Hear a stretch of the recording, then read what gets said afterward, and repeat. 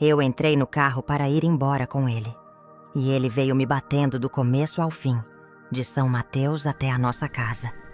Ele virava a mão assim, com tudo. E sempre tinha que ser no rosto. Meu nariz começou a sangrar. Sujou minha roupa. No dia seguinte, eu estava toda dolorida, toda machucada. E aí eu pensei, como é que eu vou trabalhar na segunda-feira assim? Inventei uma história, que eu tinha sofrido um acidente de carro, que o irmão dele breou de repente e eu bati o rosto no painel. E fui trabalhar mesmo assim. Eu sou filha temporã. Meus irmãos tinham 21 e 17 anos quando eu nasci. Quando comecei a me entender por gente, estava praticamente sozinha em casa. Isso nos anos 60. Outro contexto social completamente diferente. Meus pais eram evangélicos muito tradicionais. Fui criada por pessoas mais velhas, sem primos da minha idade, sem muitos amigos. A minha vida era essa: casa, igreja, escola e de volta para a igreja. Com 17 anos, conheci quem seria o meu marido.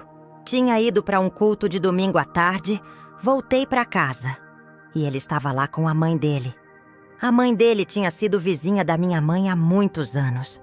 Ele tinha se convertido na igreja também. Ele tinha 27 anos. Era muito bonito, tinha jogado futebol, era experiente. E se interessou por mim. Começou a aparecer, foi pedindo namoro. E na igreja tem esse ritual de buscar uma confirmação, uma palavra. Eu achei que estava tudo confirmado por Deus. O namoro era simples. Ele vinha para minha casa, a gente ia para a igreja, comia uma pizza, namorava um pouquinho no portão e ele ia embora. Sem passeio, sem viagem, sem cinema, sem parque. Era namoro em casa e na igreja. E essa era a minha vida. Com 2 anos de namoro, a gente se casou. Meus pais construíram uma casinha no terreno deles. Quarto, sala, cozinha, tudo arrumadinho. E fui morar ali do lado da minha mãe.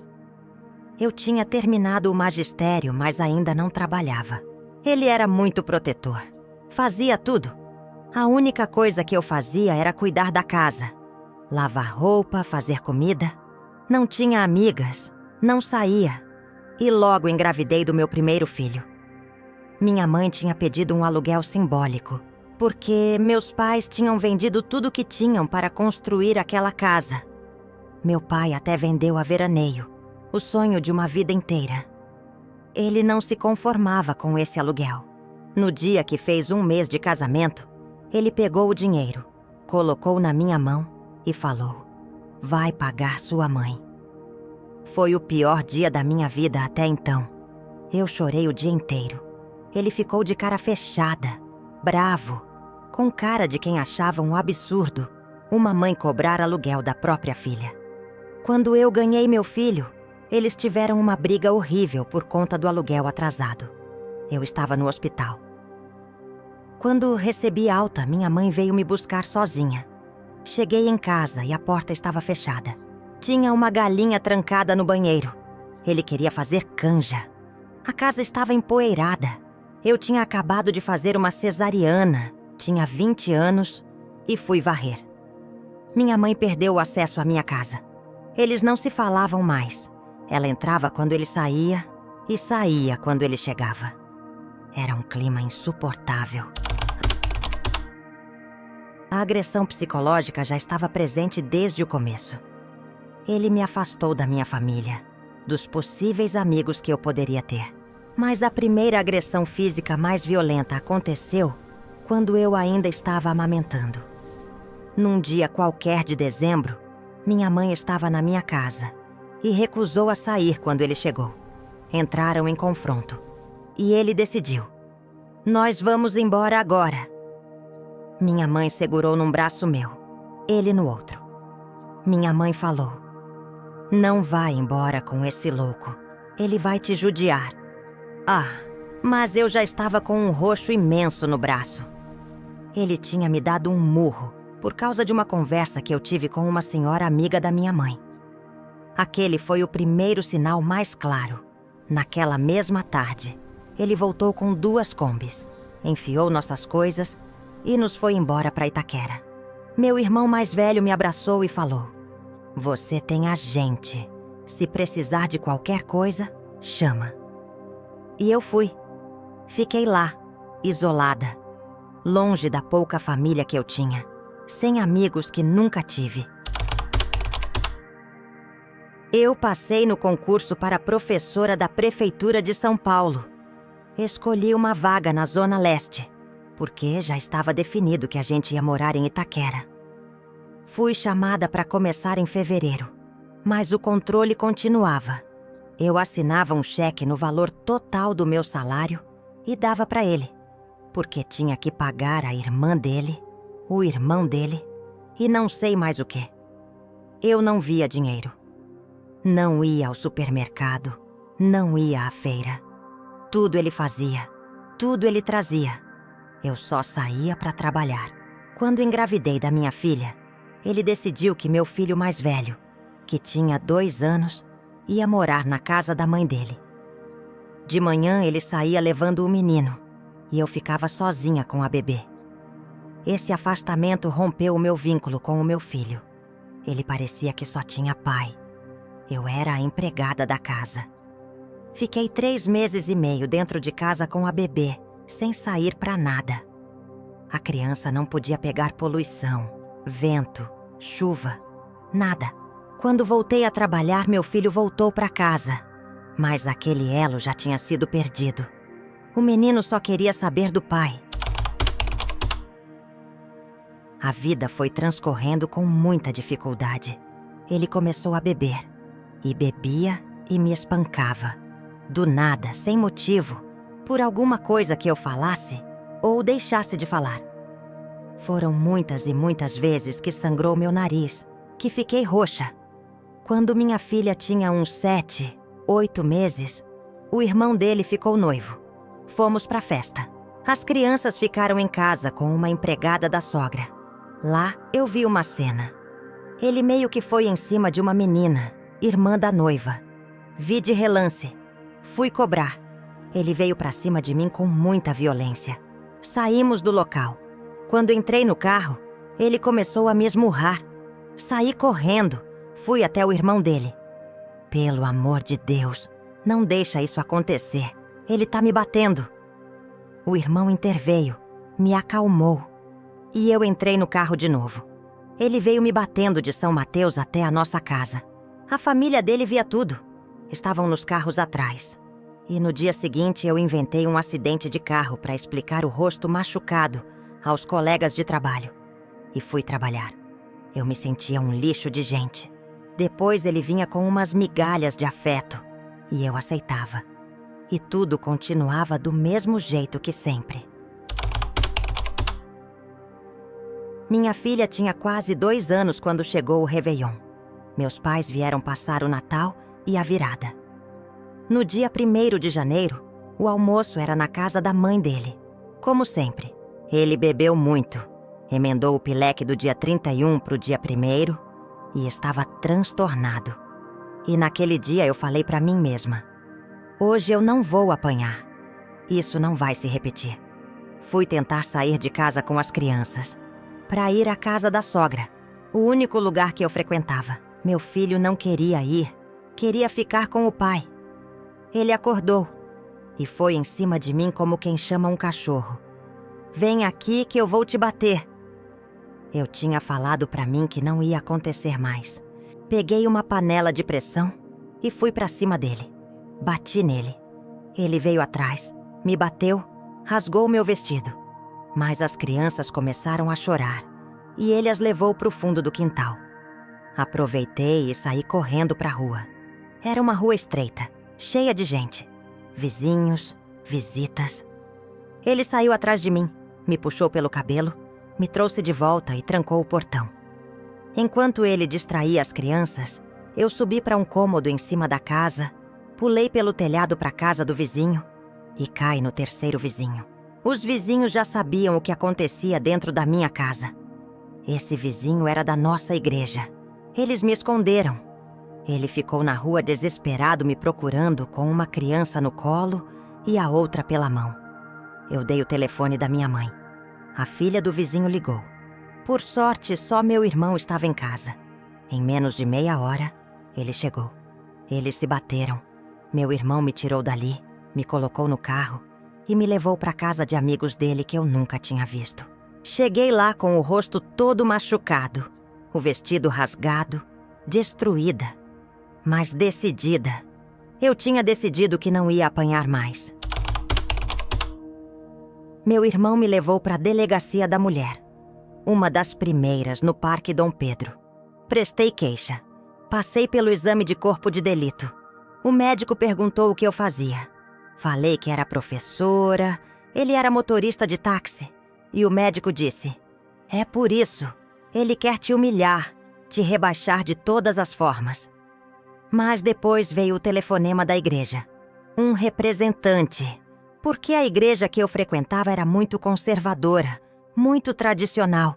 Me ligou dizendo que meu marido tinha ido lá contar que eu tinha ido embora com os filhos. Que negócio é esse? Tá pensando o quê? Contei minha versão. A pessoa ficou constrangida, mas mesmo assim disse: "Isso não é motivo para separação. O único motivo é o adultério." Toda aquela violência, toda aquela destruição, não era motivo suficiente. Marcaram uma reunião na igreja. Vários homens, anciães, cooperadores, ouviram as duas versões. E a conclusão foi a mesma. Você tem uma família, você tem filhos. Ele é seu marido. Esse vínculo não se dissolve assim. Ele não pecou. Você tem que voltar. Eu saí daquela reunião devastada. Minha filha queria mamar, queria brincar, estava desfraldando. E aquela roda de homens conservadores queria que a minha família, de repente, se transformasse numa família de margarina. O que nunca ia acontecer. Fiquei 18 dias na casa da minha mãe. Meu irmão me deu dinheiro. Fui numa loja. E comprei a primeira roupa que eu comprei para minha filha na vida dela. Ela só usava roupa ganhada. Comprei uma roupinha verde que não sai da minha memória. Mas eu não tinha estrutura para bancar aquela separação. Não tinha forças. Minha família me deu todo o apoio. Meu irmão dizia: "Você vai voltar para ele, ele vai te matar." Mas eu voltei, com promessas. Agora vai ser diferente. A gente vai ao supermercado juntos. Você escolhe o que quer comprar. E por uns meses foi assim. Mas logo voltou a mesma conversa. Você trabalha, você quer se achar, quer se crescer para cima de mim. E ele me pressionou até eu ir na escola e pedir exoneração. Eu tinha um cargo público efetivo, quase 5 anos de trabalho. Pedi exoneração. Pensei: de qualquer jeito eu não vejo esse dinheiro. E me coloquei ainda mais vulnerável. Mas tinha uma semente em mim, uma força muito grande guardada em algum lugar. Eu ia pro orelhão e ligava para minha sobrinha, que era quase da minha idade, e estava fazendo psicologia. Meus filhos ficavam na calçada brincando enquanto eu conversava com ela. Ela me dizia: "Você tem que voltar a estudar. Vai no posto de saúde e procura uma psicóloga." Aquelas palavras eram alimento para minha alma. Foram regando aquela semente de força. Fui ao posto de saúde. A psicóloga concordou em me atender, mas minha demanda na primeira consulta era consertar o casamento. Não passou da primeira sessão para eu entender que quem precisava de conserto era eu. Quando contei para ele que ia fazer terapia, ele disse: "É coisa de gente louca. Você deve estar precisando mesmo." Ele me cortava o cabelo, ele me depilava com cera. Eu não ia a lugar nenhum. Se eu conversasse com uma vizinha quando ele chegasse, era motivo de briga. Ele me controlava até na escola onde eu trabalhava, que ficava praticamente em frente à minha casa. Chegava faltando 3 minutos para eu entrar, e quando eu saía às 7 da noite, o máximo era chegar às 7:30. Se conversasse com alguém, tinha que prestar conta de cada palavra. Mas eu fui me recuperando. Comecei a costurar para as vizinhas. Uma barra, um zíper. Tinha acesso a uns trocados. Saía com os meus filhos, comprava um sorvete. O sorvete tinha que ficar escondido porque criança não pode tomar sorvete. A gente tomava sorvete escondido em casa. Comecei a recuperar a relação com o meu filho. A gente jogava, brincava. Fiz amizade com uma vizinha. Fui me recuperando como pessoa, como mãe. Ele abriu um comércio e me colocou para trabalhar com ele. Eu ficava lá a manhã inteira. Ele zanzava com as crianças de carro para todo lado. E eu limpava, lavava, cozinhava, sem ajuda, sem dinheiro. Depois de uma briga feia, saí daquele trabalho. Voltei para casa e comecei a costurar para fora de verdade. E aquela violência física foi sendo substituída pelo desprezo. Ele entrava e saía sem dizer bom dia, sem dizer tchau. Eu era uma planta, um vaso. Só que um vaso que limpava, lavava e cuidava dos filhos. O desprezo destrói de um jeito diferente. A violência física dói, mas a psicológica te afunda por dentro. Quando arrumei emprego no SESI como professora, em agosto, em outubro, eu pedi a separação, com pecado ou sem pecado. Fui ao fórum com uma amiga advogada. O juiz ainda perguntou: "A senhora sabe que está abrindo mão da pensão?" Sabia. Ele era registrado como funcionário de um comércio da irmã. Ganhava 2 salários mínimos. Não ia mudar nada. Assinou. Mas ele não saía de dentro de casa. Ficou meses indo e vindo, levando uma cadeira hoje, uma roupa amanhã. Mas nunca ia embora de vez. Até que em janeiro, quando veio levar o telefone. A linha de telefone era uma das coisas mais valiosas que eu tinha. Minha única comunicação com o mundo. Meus irmãos vieram, trocaram todos os cadeados do portão. E naquela noite, quando ele voltou bêbado, foi a última vez. No domingo seguinte era meu aniversário. Fizemos uma festa em casa. Meus irmãos, meus sobrinhos, meus filhos. Eu não recebia minha família na minha casa há anos. Eu ficava lá, trancada, ilhada do mundo. E agora tinha uma festa para mim. Com 2 anos eu tinha dinheiro para realizar o grande sonho da minha vida. Comprar um carro. Só andava de ônibus com as crianças.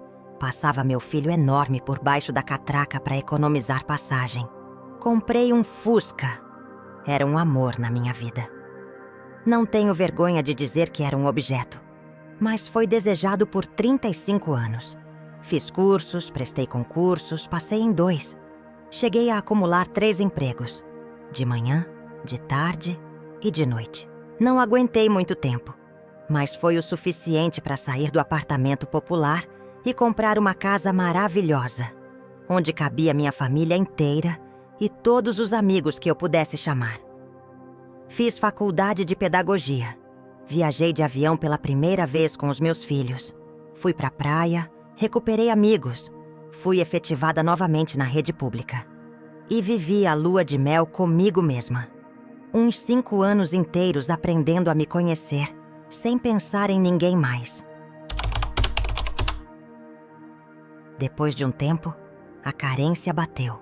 Me apaixonei. Casei de novo. Dessa vez no cartório, com separação total de bens, com alguém da igreja também. Ficamos 7 anos. Tinha muitas brigas por causa dos filhos de cada um. E fui percebendo. Ele só ia onde tinha bebida. Não se responsabilizava por nada. Queria dividir tudo, mas pagava as contas dos filhos dele com a ex, sem questionar. Comigo era tudo na régua. Num dia, na volta de uma viagem, eu disse: "Pode incluir nessa conta tudo que você me deve, porque é a última divisão. Eu não quero mais esse casamento."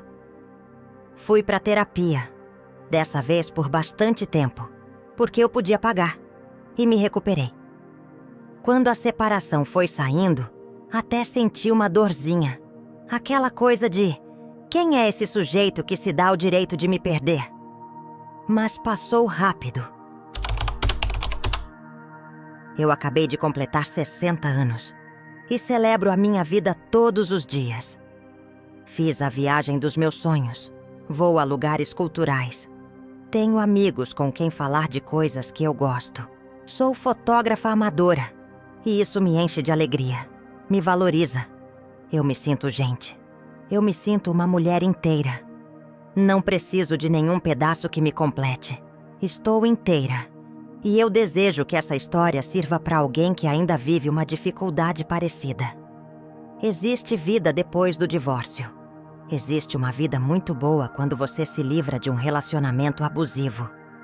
Vai procurar terapia? Não existe outro caminho. A separação é um processo muito difícil, seja que tipo de relacionamento for. Mas existe uma vida muito bonita do outro lado dessa janela. A gente só precisa de ajuda para abrir essa porta.